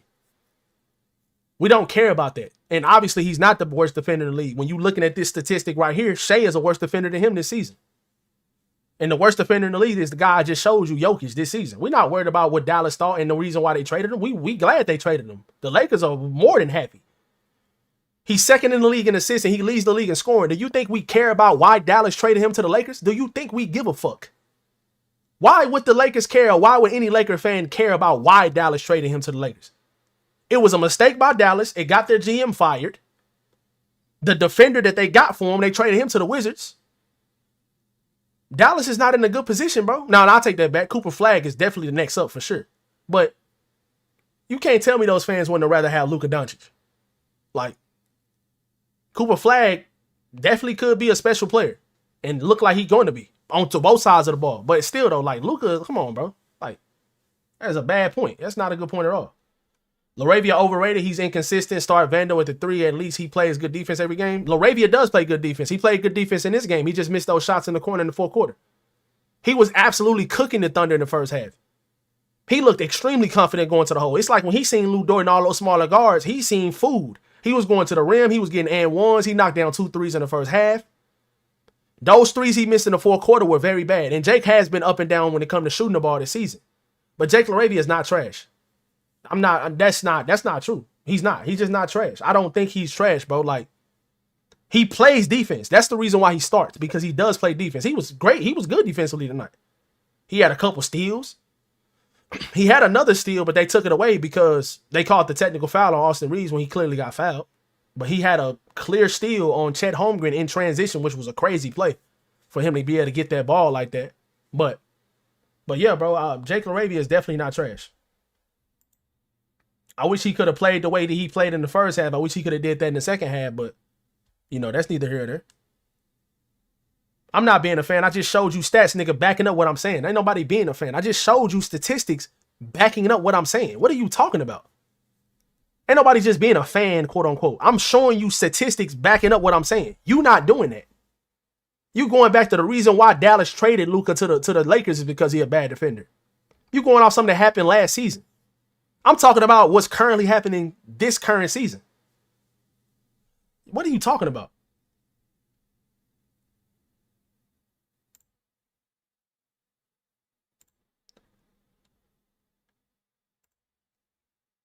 Jake is not trash, but he don't need to play in clutch time because he can't shoot. Now that right there, I still think that you give him an opportunity, and I think that Luke Kennard should have played in the clutch tonight because Luke was good defensively. That's the main thing. Luke was good on defense tonight. He was good. So if he's playing good defensively, he should close the game because of his shooting ability and his ability to create off of his dribble drives or his pump fake and drive to the rim. He showed that last game against the Warriors. So I thought tonight was a game that you should have closed with Kennard, Rui, Austin, LeBron, and Marcus Smart. I thought you should have closed with that lineup right there. Those 5 should have been closing. I didn't think that Jake should have been in the game. I thought that once he missed that first 3, I thought he should have took him out. But I get why JJ kept him in the game because LaRavia made those shots in the first half. Right? So it's just a situation where it's just unfortunate because, like I said, if LaRavia was playing the way he played bad offensively in the first half, if he played bad like that again in the second half, I'm sorry. If he was playing bad like he did in the second half, in the first half, I would understand or be more vocal about JJ shouldn't have had him in the game at all. But he played good in the first half. So you're going to give him an opportunity in the fourth quarter because he can defend. Wasn't nobody going by Jake LaRavia tonight. He was standing in front of everybody. And he was in the right spots, contesting stuff, getting steals. How many steals did he have tonight? Let me see. Well, he had 1 steal and 1 block, but he should have had another steal because he got a steal on Holmgren. They took it away when they gave Austin Reeves the tech. So I like what I seen from Jake tonight for sure. That's not a verified source, brother. Are you good? Do you want to go look it up? Do you want to go look this up by yourself? Second Spectrum is a verified source. Keep reaching though. Keep reaching. Go ahead. You can keep reaching if you want to. Second Spectrum is 1000% a legit source. Go look it up. Google is free. Or go use ChatGPT if you want to. I know you always talking about him or them. Go ahead. Second Spectrum is definitely a legit source. Like what?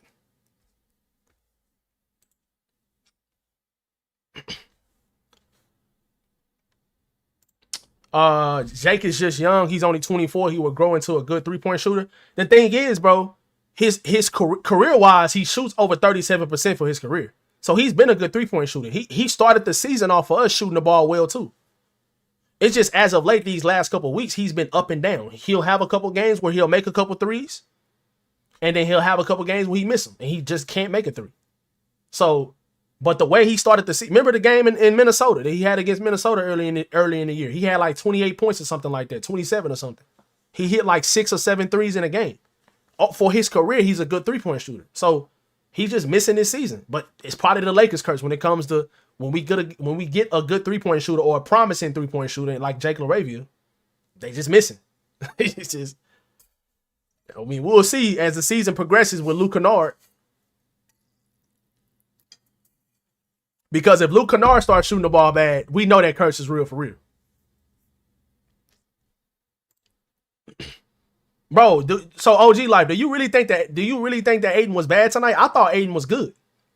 Tonight, especially in the second half. He was guarding well. He was guarding well on the perimeter. The only thing he wasn't good at is making free throws. He missed 2 big free throws in the fourth quarter. And LeBron did too. He went 0 for 3 this game for shooting free throws. He had an and one in the first half off an offensive rebound, and he missed a free throw. He had a couple of offensive rebounds in this game. He had 10 rebounds in the minutes he did play tonight. I thought that his energy was good. I thought that his rebounding was good. I thought that boxing out, I thought guarding Chet Holmgren, he was good. I thought switching on some of the guards, and especially in the second half, he was very, very good in the second half. Moving his feet and staying in front of some of those quicker guards like Cason Wallace and Aaron Wiggins, Isaiah Joe, who has definitely improved his handle as well. It's not easy to stay in front of him, especially the way he can shoot the ball. So I thought that Aiden was pretty good tonight. The only thing that he did bad was overhelp on a dumb play trying to get a steal on J-Dub at the top of the key. And he overcommitted. J-Dub got the ball and ended up getting a layup because DeAndre Ayton overcommitted. Took too long to sub in the fourth. I don't know the way LeBron said the Lakers aren't a championship team. Didn't sound good. People will take it out of context. Of course, bro, people take everything LeBron says out of context. That's why you have to actually look at what he says. And I'm agreeing with him, bro. You have to understand the Lakers are not a championship team right now. They haven't won a championship. But can they get into the playoffs and compete? They showed that tonight. 100% they can compete. They beaten teams that's in the playoffs right now. They competed against teams that's in the playoffs right now as well. And they've only played 9 games the entire year with their 3 stars. And they're still 12 games. 12, I think are they 12 or 13 games over 500? I think they're 12 games because we lost tonight. So they're 32-20. And they played 9 games the whole year with Reeves, Braun, and Luka. Now, come on, bro. That's not easy. That's not, especially with the roster we have. Like with some of the guys coming off the bench and being as inconsistent as they are. That's not easy, bro. Being the clutchest team in the league, that's not easy either. And what are you going to be playing most of the time in the playoffs? You're going to be playing clutch games. The Lakers are the number 1 team in the league in clutch games. They have the best record. So those little nuances matter when it comes to playoff games and playoff series. Can you compete? We'll see. But do they have the tools to compete? I think they do. We just got to see what they do in the playoffs. Why didn't we draw more plays for Luka? Oh, for Luke? Yeah, I agree. I don't know. I thought that Luke Kennard should have been on the court more. I thought he should have been on the court more, especially in the fourth quarter. I thought Luke should have been fit. I thought he should have closed the game tonight. I thought the closing 5 should have been at least when Hardenstein was off the court. When Hardenstein and Chet Holmgren were on the court, I can understand the big being out there. But Chet he doesn't play like a center, right? He wants to primarily be on the perimeter. So that's why I would have had like Rui and LeBron playing like the small ball 5.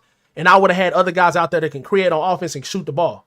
The Reeves was defending well. Kennard was defending well. And so was Rui. Except for Rui had one mental lapse in the first half where he just completely left Isaiah Joe wide open in transition and didn't guard him at all. I don't know how he didn't guard him when he was cooking us already in the first half. But I thought those guys were good defensively. So put those guys out there and have them close the game and have the most offense that you possibly can in that situation. LeBron too. But I definitely think if Jake could have made a couple of those corner threes when the game was extremely close, when LeBron missed, we was already down by like 7, which that would have cut the lead down, and it definitely would have been a momentum shot. LeBron shot bad all night from the 3. He 0 for 4. He was 0 for 4 from 3. And those free throws he missed in the fourth quarter were crucial, or more crucial than that missed 3, in my opinion. Because I think we were down by 1 when he shot those free throws, or we were tied up. It was one or the other. So if you could have made those, we go back ahead. So him and Aiden missed free throws in the fourth quarter, bro. That was huge. The referees were huge in this game tonight too. If y'all want to see me rant about the referees and how they let OKC get away with certain things, I did that like the first 20 minutes of the stream. So y'all can go back and watch that if y'all want.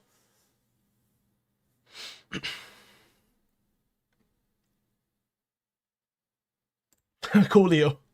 We ain't gonna start this year, bro. That jinxed us last year. For sure. We ended up losing to the Timberwolves in 5. 95 perfect if those clutch games were close games against bad teams.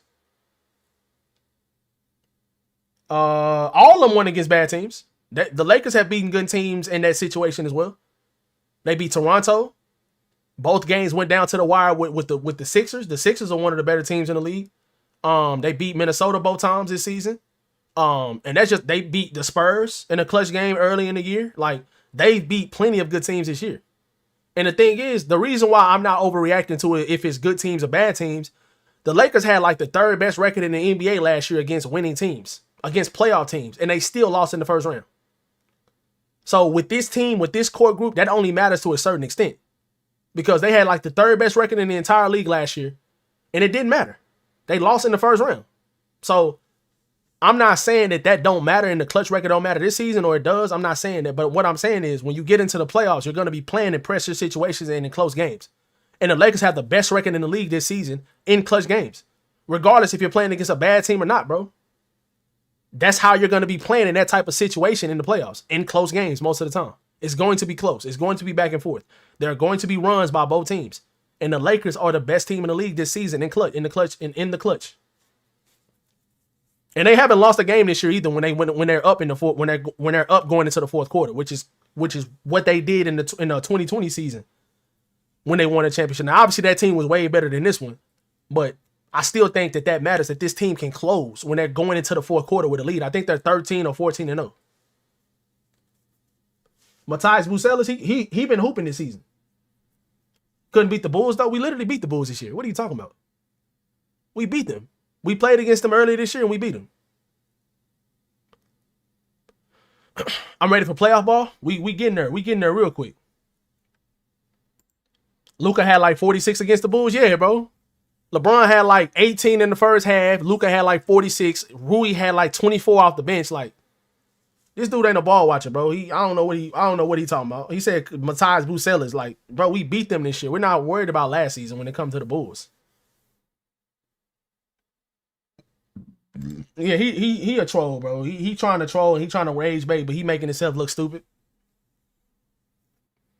He like talking about last season when it comes to our teams, yeah, because the last season is the last time that y'all team was healthy and our team was healthy.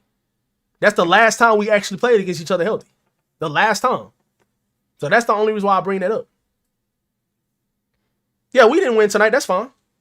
The referees helped y'all, though. I hope you're not happy about that win.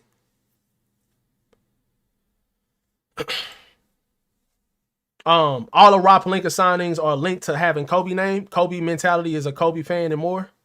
Dude is obsessed with Kobe when it comes to building a contender. And see, I think that hurts because the thing that hurt us the most was the Jalen Hood-Schifino draft pick. You drafted a guy in the first round You drafted a guy that in the first round that pick could have went in a trade to help your team. That pick could have went to another player. But because Jalen Hood-Schifino was a Kobe fan and had a Kobe mentality, and Fino meant all these different words and all that stuff, you want to draft him? This dude is out of the league now. He's out of the NBA. A first round pick that you drafted 2 years ago is out of the league. Gone. That's bad. And see, that's where Rob Pelinka has set this team back. Using first round picks on actual draft picks that are no longer in the NBA. That's bad, bro. And then Dalton Connect is on his way out too, the way he looking right now. So instead of you trying to use those picks and try to use those picks and be aggressive on the market, on the trade market, and go try to get other young players that are proven in the NBA, you want to use them on draft picks that don't work out. So you missed on draft picks and you use up those picks that you could have been using to try to build a contender or a better team.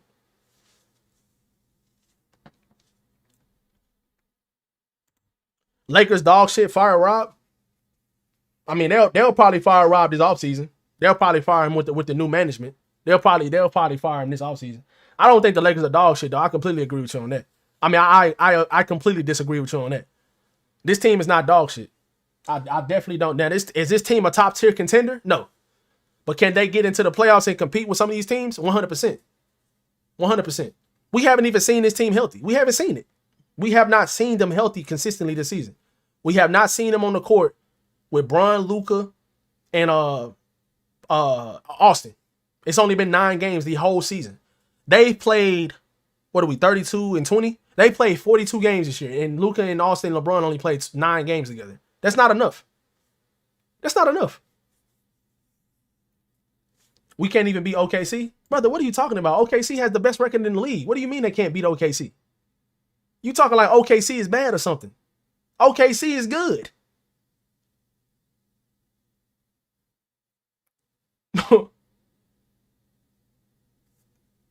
That's Cal. We can't compete against these good teams. We're trash. Okay, bro. That's cool. If that's what you think, you can think that.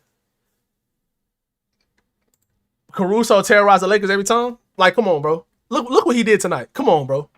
I love Alex Caruso. The Lakers should have never let him go. He should be a Laker right now. He should be on the Lakers team right now. They should have never he's a player you do not let him go. He's a winning player. You don't let him go. Right? I love Caruso, bro. But come on, bro. 17 points, 7 of 8 from the field, 3 of 4 from 3. Like, come on, bro. Like, Caruso nice, bro, but he ain't that nice. And he was making contested shots, too. These weren't no open threes that he was making. Like, the one he made at the end of the third quarter, that was right over, I think, Austin or Jake. I forgot who contested the shot. I mean, it was right over him.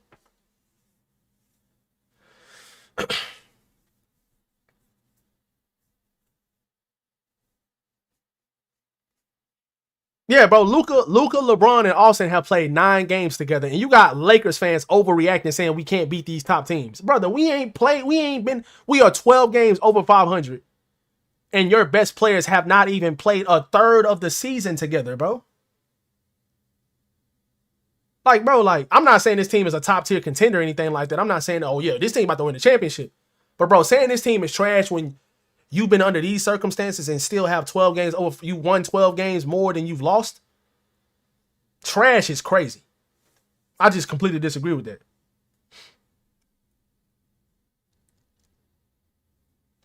We do got advantages over y'all. That's why y'all was double teaming LeBron. But that still don't mean that we capitalize on every single advantage that we have. Jake LaRavia was wide open in the corner multiple times and he missed great shots. If he makes those shots, we're probably talking about a different outcome. Like, that don't matter. And you keep saying no shade. We didn't have Luka. Luka leads the NBA in scoring and he's second in the league in assists. You saying no shade for y'all like we didn't have Luka. Nigga, we didn't have Luka either. I don't even know why you mentioning that. And then on top of that, the referees were helping y'all all night.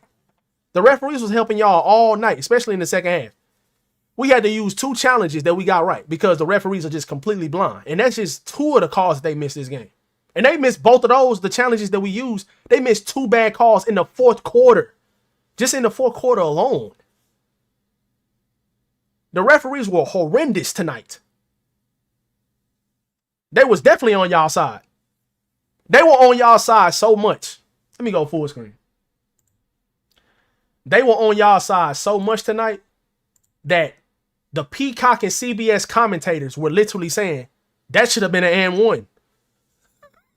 Like Austin Rivers and I don't know who the main guy was broadcasting or commentating. They said that shit 2 times in the fourth quarter when Marcus Smart made a layup over Chet Holmgren and when Rui Hachimura made a layup over him too in the last like 4 minutes. Both of those should have been and ones. They said that shit twice. That could have been an and one too. That's how you know the referees wasn't calling no fouls for y'all, bro.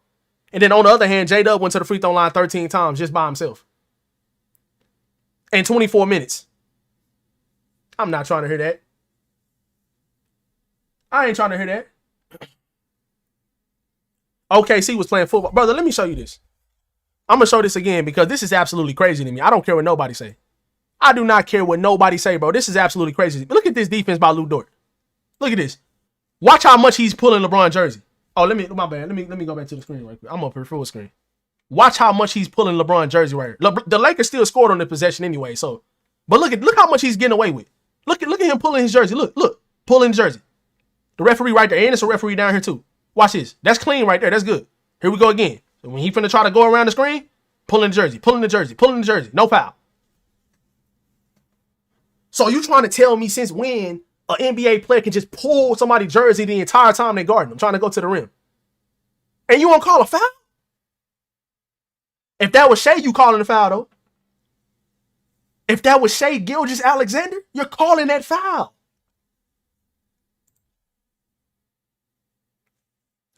Bro, they're commentating. They don't have a bias towards any team. They're commentating the game. The commentators don't have a side on nobody.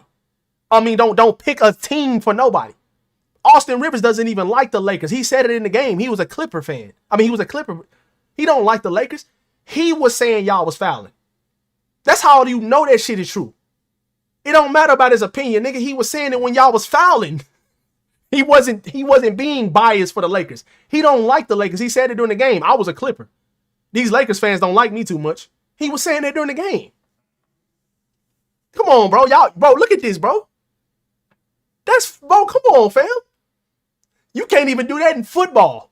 If you get past 5 yards in football and you holding somebody's jersey, that's a flag in a more physical sport. This man grabbing Bron jersey the entire time he going to the hole. They ain't called nothing. Come on, bro. Stop playing with me. That's me. I mean, Thib, I don't care, bro. LeBron has more championships than your entire franchise. Stop bringing up one ring that you finally won since Christ passed away. I don't care, bro. I don't care about the one ring you won. I done seen LeBron win more championships than your entire franchise. The Lakers as a team have 17 championships. You bringing up one ring, nigga, we do not care, bro. We don't care. We don't care, bro. LeBron is different. 100%. Yeah, 100%. And in a series like this against this team, when LeBron is being guarded by the third best player on their team, if we was to play against them, we play against them 2 more times this year. So I can't wait till those matchups. And hopefully both teams are healthy. I hope that Shai is healthy. I hope Chet Holmgren is healthy. I hope all of their stars are healthy. And I hope all of our stars are healthy. I want to play against them so bad. I cannot wait. Because I'm telling y'all, the difference in this series will be LeBron. They have no answer for LeBron in the post. They don't have a guy that's physical enough or big enough to guard him. And if you put Chet on him, then somebody else is gonna be open. Or Chet is gonna be on a perimeter against somebody else. He ain't gonna be able to protect the rim. So, and Chet ain't got a lot of bricks in his back pocket either. He a great shot blocker, but he ain't strong or he ain't physical. He was getting moved around by DeAndre Ayton tonight. So the OKC Thunder guards are so small, and when they were not bringing, let me get out of this. My bad, chat. When the Thunder were not bringing double teams against the Lakers, LeBron was getting good shots every single time in the post. He was backing down. He was just moving these guys with no resistance. J-Dub couldn't stop him. Casey Wallace is a good defender, but not in the post against LeBron. Same thing with Caruso and some of these other guys. They cannot guard him, so they had to start bringing double teams, and that's when the Lakers were generating all these good shots. You said, bro, he just rage baiting? Oh, I know he is. I know this guy. And I tell him the same shit all the time. And that's why he's mad, because he know I'm telling the truth.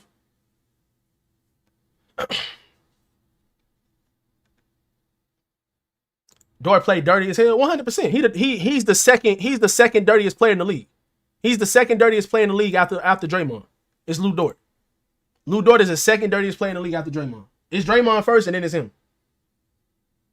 For sure.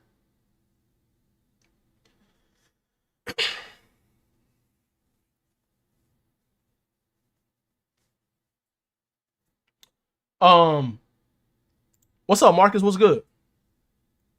What's good, bro? I'm about to hop off here in a second, Chad. How long we been on? We've been off for almost 2 hours. Yeah, I'm about to hop off here in a second. Lakers roster sucks when it comes to Lakers standards, a team that has championships aspirations. I mean, bro, like, yeah, we've been knowing that. The Lakers don't have the best roster in the league, but they didn't in 2023 either, and they still end up going to the playoffs. Y'all got to understand something, bro. And I'm not sitting up here saying the Lakers are contenders or they're like top tier or they are a top tier team in the league roster wise, but they have their star players. That's what you need in the playoffs because everybody knows your plays. Everybody knows what you want to get to. They're studying you 24/7. The Lakers have stuff that you cannot guard. And if these guys are hitting on all cylinders and guys are getting timely stops and hitting timely shots, this Lakers team can make that same type of run that they made back in 2023 with a worse roster, if you ask me. D'Angelo Russell wasn't consistent at all. Malik Beasley was unplayable. Lonnie Walker had one good game. Like, I don't even know how they made it to the conference finals. Well, yes, I did. They stars played well at the right times. Rui was hitting timely shots. Austin Reeves, LeBron, AD, all of these guys were hitting timely shots. Jared Vanderbilt in the first couple rounds. Like, that's what matters in the playoffs. All of this regular season shit don't matter when it comes to the playoffs. It doesn't. That's why you see some of these teams that have these great regular season records and these great regular seasons, and then when they get to the playoffs, they crumble. And they start playing bad and they start missing free throws. They start missing those shots they was making in the regular season. Or those guys that were showing up in the regular season, they disappear in the playoffs. That's why you see that. It's not the same in the playoffs, bro. So y'all have to keep that in mind. You have to. And the way that the Lakers competed with this team tonight, without both teams having both of their stars or their best players, I like what I seen.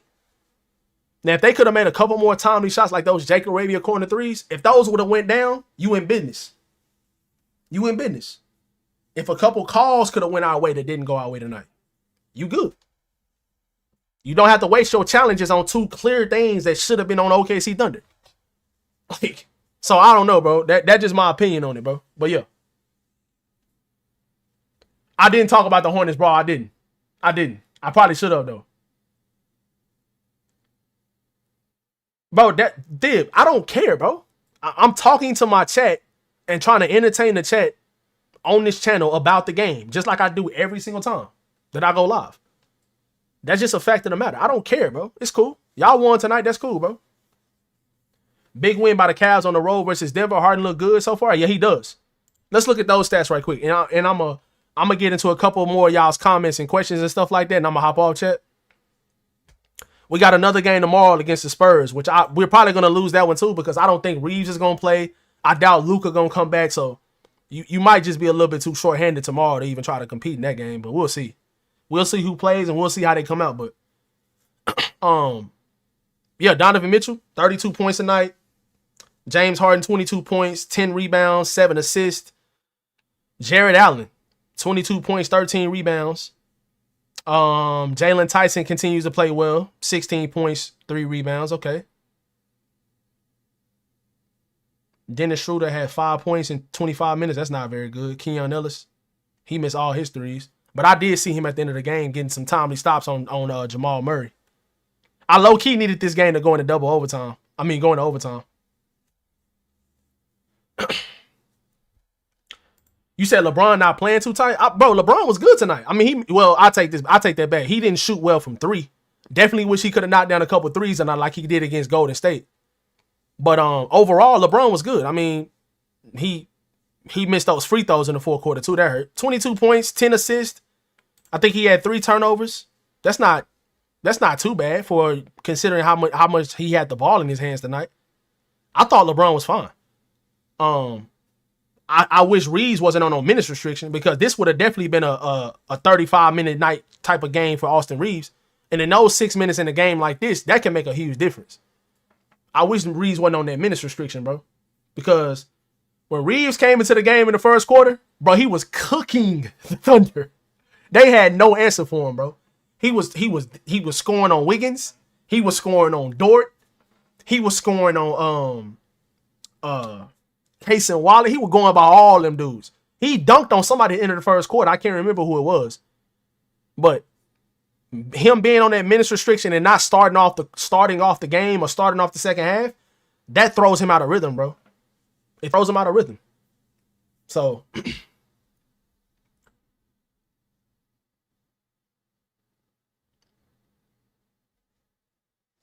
nigga, you go to sleep. You go to sleep. Yeah, I seen them play. I was watching them while our game was at halftime. Yeah, I was watching them while our game was at halftime. I don't know, Chad, I don't know if y'all are familiar with the discount prices for Prize Picks, but they had Jokic on a discount today. So all he had to do was get 23 points. Instead of 28, he had to get 23. Bro, David Adelman kept him out of the game until like the 3-minute mark in the fourth quarter. He came back in. He had 18 points before he got back in. He got back in the game. He scored 4 points easy. He only had 9 shot attempts up until that point. And David Adelman put him back in the game. He ended up having 22. So he missed by 1 point. That shit crazy, bro. I don't care about the game in October, bro. I don't care. Why are you talking about the game in October? You want me to go back to the when both our teams were healthy when we 30 ball, y'all? You want me to do that? We can. Don't get mad because Austin Reeves was out there cooking y'all shit tonight, especially in that first quarter. Y'all didn't have an answer for that, man. It's all good. You lucky he was on a minutes restriction. You lucky. You lucky he couldn't start the game off and start the third quarter off. You are lucky, bro. Because that man was y'all's worst nightmare. Y'all didn't have an answer for that dude. Except for when y'all was fouling him and they didn't call nothing. That's the only answer y'all had. Let's foul him and hope the referees don't call him. Y'all even fouled him one time when he lost the ball at halftime. Case and Wallace literally pushed this man like he was pressing him. This ain't football, bro. Case and Wallace and Lou Dort be out there playing football. They don't be calling nothing. Lou Dort was out there grabbing Bron jersey, nigga. If that happened in the NFL, they called it a 5-yard penalty on that. That's holding. They calling that in the more physical sport. What makes you think they shouldn't call it in the NBA game? Lou Dort up here grabbing this man, grabbing Bron jersey while he trying to go to the hole because he can't guard him. Dort cannot guard Bron, bro. He's too small. He's strong, but he's too small. So Bron shoot right over his little ass. He's too small. So that's why he got a foul. Fouling ass nigga. He had plenty of good games in the postseason. You sound stupid again. Bron can't guard Shea. We won't have Bron guarding Shea. But if he had to, he definitely would be able to stay in front of him for sure, 100%. Bron can definitely stay in front of Shea. Now Bron ain't the guy you want guarding Shea the whole game. We ain't being stupid. That's definitely not. But when we switch, he definitely can guard Shea. All right, chat. We've been on for about an hour. Yeah, we've been on for almost 2 hours a night. So I'm going to go ahead and hop off, y'all. We right back at it again tomorrow after the Spurs game, regardless of the outcome. I do want to see who plays tomorrow. I don't think Luka's going to play tomorrow. I don't think Austin is going to play tomorrow on the second night of a back-to-back because they are still trying to manage his calf injury. So I don't think Luka's going to play tomorrow either. He might play against the Mavericks on Thursday, but I doubt that too. They probably just going to hold him out to after the All-Star break. So we'll see. But I don't know who made the schedule for the Lakers this season. It had OKC and then San Antonio back-to-back nights. You could at least gave us a night in between. But yeah, love y'all, man. Appreciate y'all, chat. I'm gonna hop off. I'm finna go watch. I'm about to go watch some. I don't know what I'm about to watch. But yeah, guys, I'm gonna make a video tomorrow after the game. I'm not gonna be doing much at all over the All-Star break unless some type of news comes out about the Lakers like cutting somebody or some type of injury news comes out or the Lakers sign a guy off the buyout market or something like that. Hopefully Kobe Buffkin plays tomorrow. I really want to see him play tomorrow. Hopefully he does play. And he should be able to play tomorrow because I don't think Reeves is going to play and I don't think Austin is going to play. So Kobe Buffkin should be able to play tomorrow. Hopefully he plays well. We'll see. But man, I love y'all, man. Appreciate y'all. Thank y'all so much for watching today's live stream. Y'all be sure to drop a like on the stream. Subscribe to the channel if y'all are new, man. Y'all have a great night, chat. Go Lakers. I'll catch y'all tomorrow night. Peace.